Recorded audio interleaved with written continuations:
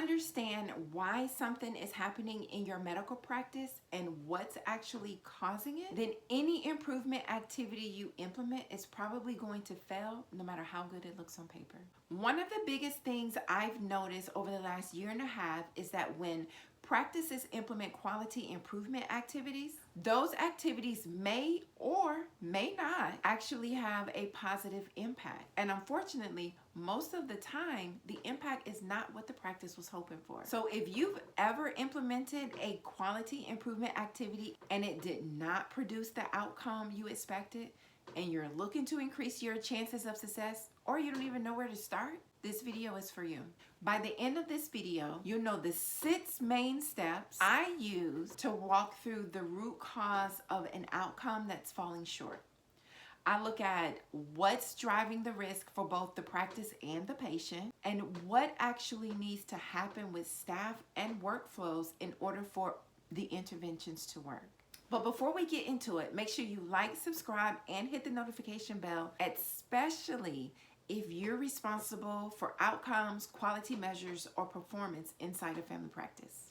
And if you're new here, hello, my name is Talitha, a former RN with 20 years of nursing experience turned medical practice strategist. And for the last year and a half, I've been working directly with private medical practices, specifically small, rural, and solo practices that see Medicare, Medicaid, and managed Medicare, and have been penalized under HEDIS and or MIPS. What I consistently see over and over again are practices putting a lot of time and effort into implementing improvement activities, or still getting penalized for that same year, or get a lower star rating later. When I ask, how did you choose your improvement activity? Most tell me it was based on the MIPS measure they chose to submit for that year. The problem with that is they were picking the easiest measure they felt like they could implement. It is very rare that the easiest measure to implement is where the clinic is hurting the most. Hence why they were probably penalized. That is why in the last video, we talked about identifying the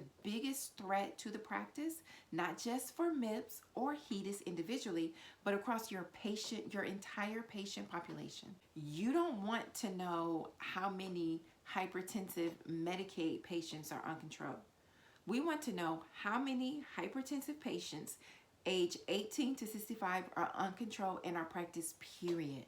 Because if you see Medicare, Medicaid, and Medicare Advantage patients, you're being measured across multiple set of standards with tweaks and rules at the same time. So it only makes sense to then simplify it. Your clinic is the only practice with all of the data. So that is the place where it needs to be the most simple. Once you know your biggest risk, then this video becomes your next step. What I'm about to walk you through is my root cause clinical improvement map, step by step, of what you should do. And if you want the worksheets that walk you through this exact process, comment proactive down below, or click the link in the description and I'll send it to you. Because this only matters if it shows up in how the practice actually runs. It can't just be theoretical. And it needs to be welcoming and something that can be implemented with the staff with the least amount of resistance. And the way to get that is to get input. So before we get down to the breakdown of the root cause clinical improvement map itself, we need to talk about why this method exists first and what made me come up with it. So when I first started, I used a fishbone diagram to get to the root cause. Then we'd come back for a second meeting and try to figure out solutions using a driver diagram. So that meant that we had to get everyone together twice, once to diagnose the problem and then again to try and fix it. So I started asking myself, how do we get to the root cause and come up with viable solutions in one sitting with everyone involved while we still have the momentum? And that's what led to this structure. So the very first step is you want to start with your outcome, not the fix. The very first step is the most important step, but it's also not the step most practices start with. And I get it. I absolutely get it. It's not like you really have many options, because by the time a problem is discussed and we're looking at interventions, the pressure is already high. the numbers are already bad, and the outcome is already failing. So the conversation jumps straight into taking action and doing something about it. What gets missed is slowing down long enough to clearly define what is actually going wrong. Where are we missing with this outcome? When do we find out? And how do we know it's a problem? So when practices do try to slow down and understand what's going on, the tool they usually reach for is also a fishbone diagram. But what I have learned is fishbone diagrams are great for describing what's already happening. They basically let you know what the current state of the practice is, and you have a basic understanding of a possible root cause. But what it doesn't do is it don't push deep enough. It don't surface what could contribute to the success if now we know the root cause. It doesn't tell you what you should change because of the root cause. And it doesn't help you prioritize or, get as clear of a picture as I would like. Because diagnosis has to come before a prescription, just like you would a patient. So therefore, you have to know what's going on and its impact before you can decide what to do about it. Speaking of which, have you ever implemented an intervention that made sense on paper but didn't actually change the outcome? Comment yes if that's happened to you and tell me what you did. I want to see if I can help you guys fit some of these. So now, after we have gone through step number 1, now we're going to transition into step number 2, which is break reality down before you analyze it. Step 2 is really about forcing the team to stop guessing and finger pointing and agree on what's actually happening before deciding what to do. Improvement efforts fall apart because you cannot identify the requirements needed for success until you define reality clearly from the perspective of everyone involved in that patient's experience. Because we're not just analyzing to be analyzing. It's about getting everyone in the room aligned on what's actually failing and why, and what can we do about it. So the first thing we want to do is we want to actually define the failure itself. What is going wrong? When do we find out? And how do we know? Is it self-report, a data pool, a complaint, a hospitalization? This is where we surface the contributing factors, what's failing, why it's failing, and what's contributing to the problem. Then next, we want to locate the failure. Who is affected and where does it break down? Which patient population is most at risk? Where along the patient journey does it show up? Who owns that part of the process? And who else is involved along the chain of the patient experience that can also help intervene? How many touch points do we have in that? This is where patterns start to appear instead of assumptions. Then we look at what's getting in the way of it. What's straining the system or preventing consistency? Like access barriers. Are patients only having access to us at night because we close at 5 p.m. every single day and at noon every Friday? And so the only thing that's left for them is the ER because we don't have urgent care in the city. Like what are the workflow constraints? Are there staffing pressures or are there time constraints that we're missing? And then we want to confirm reality with proof. Proof looks like documentation, claims, visibility. Can we see this? Not anecdotes. Only after that do we move forward to the next steps, which would be, what would need to be true for this to work? What can we change right now? What happens if we fix it? What happens if we don't? And then finally, what is the single priority we want to commit to? That entire sequence is my breakdown that I go through to get to the root cause as a team every single time.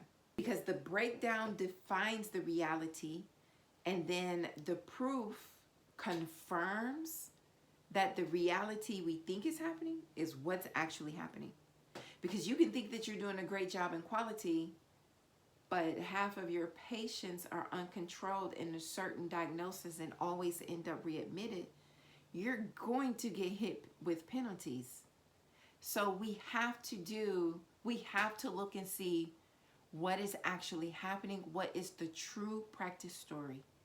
And if you've tried to implement an intervention before and it didn't yield the results you wanted, comment below if knowing this step beforehand would have helped you. And don't forget, if you want the worksheet that walks you through this exact breakdown, comment proactive down below and I'll send it over to you. Step 3 is identify what must be true for your specific practice with its current restraints in order for this to be successful.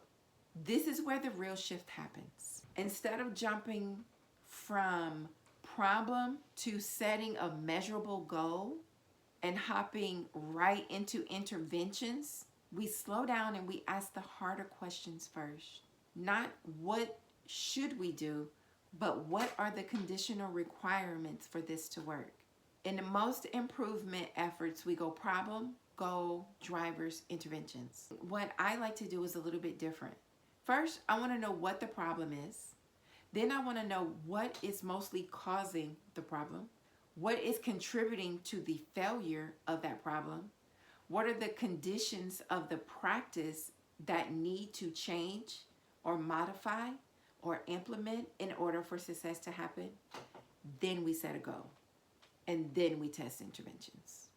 Because in my eyes, the conditions of the practice, it's the non-negotiable. Because if I say that I want to make sure that I catch all of the patients getting admitted and my staff can't keep up with the 1,000 alerts going on every day letting us know that somebody's admitted, that's not very helpful.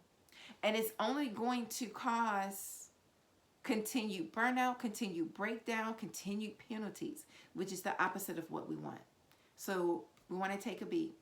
We want to see what are the expectations that have to be consistently reinforced for the fits to hold.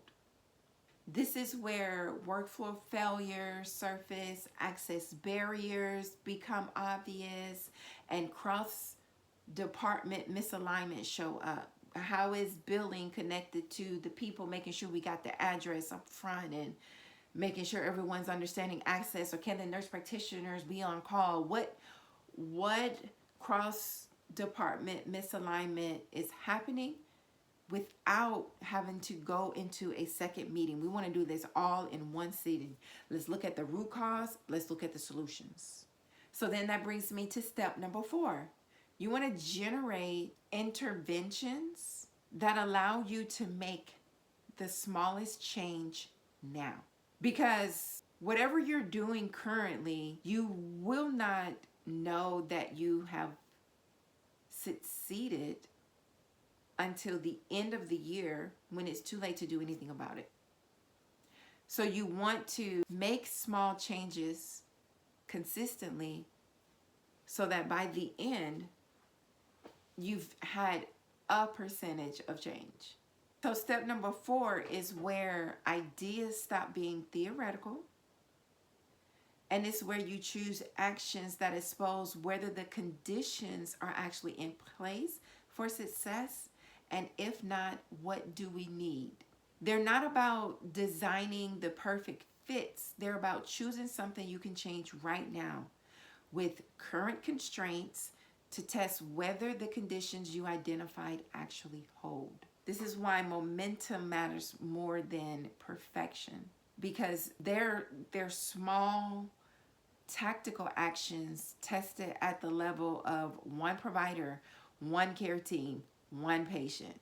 The question you're asking here is simple. What process tweak reduces friction or failure right now? So then we move on to step number 5, where we compare impact before choosing your priority goal. Step 5 is where we stop talking about the problem and now we're going to actually make a decision on what we're going to do. So before we get to the priority goal, we want to compare impact. What happens if we fix this? And what happens if we don't?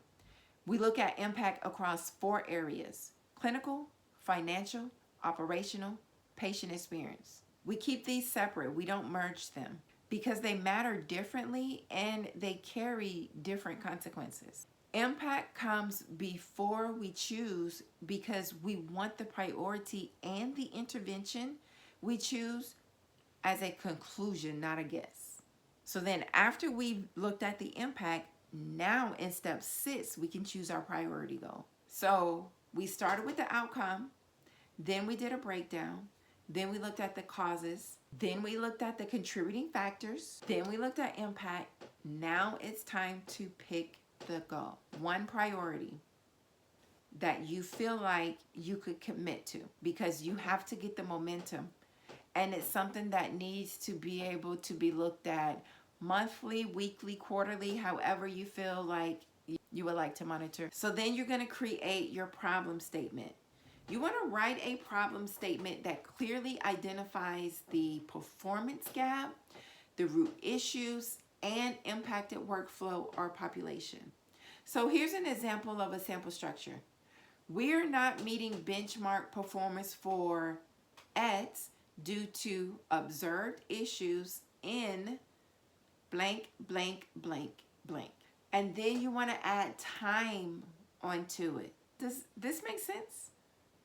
I hope it does. Comment down below if you found this helpful, or if you have any questions or you want me to expand on something. I would love to. Okay, so let's do a quick recap. Step 1, you want to diagnose before you prescribe. You want to slow down and clearly define what is actually going wrong and why as a team. Then step 2 is all about practice alignment. We want to get the staff to openly communicate what's actually happening before deciding what to do about it. There's nothing more frustrating than being on the end of some technology or something that's being forced on you that not only changes your routine, but is not as effective as what you had before. And now it's just mandated. It does not feel good. And that's where the resistance comes from the staff. And you don't really have an option at this point, because value-based care and the penalties are here, and they're on track to meet some arbitrary goal by 2030, whether the practices are catching up or not. And the penalties are not going to lessen. They're going to increase, because pretty much MIPS is moving in the same direction as HEDIS, and everything's going to be claims-based. So you have to actually know what the practice story is and how you're doing. So then in step 3, we want to look at the conditions of our systems and its barriers and cross-department misalignments. Then step 4 is all about starting where you are and starting small. Step number 5 is all about practice impact. How is it impacting the practice clinically, financially, operationally, and the patient experience? And finally, step 6 is where you pick the priority you want to work on and write a clear, priority-aligned, measurable problem statement and implement it on a small scale. Interventions fail when we skip diagnosis. This method forces clarity before action and helps teams choose the right intervention and priority instead of just fixing something. So I hope this all made sense. And if you know a primary care leader who could benefit, or even if you just want to share it with someone on your team who's responsible for outcomes, make sure you share it with them, and don't forget to like and subscribe. You do not miss the next video where I walk through a real example using this map step by step. I'll see you in the next video.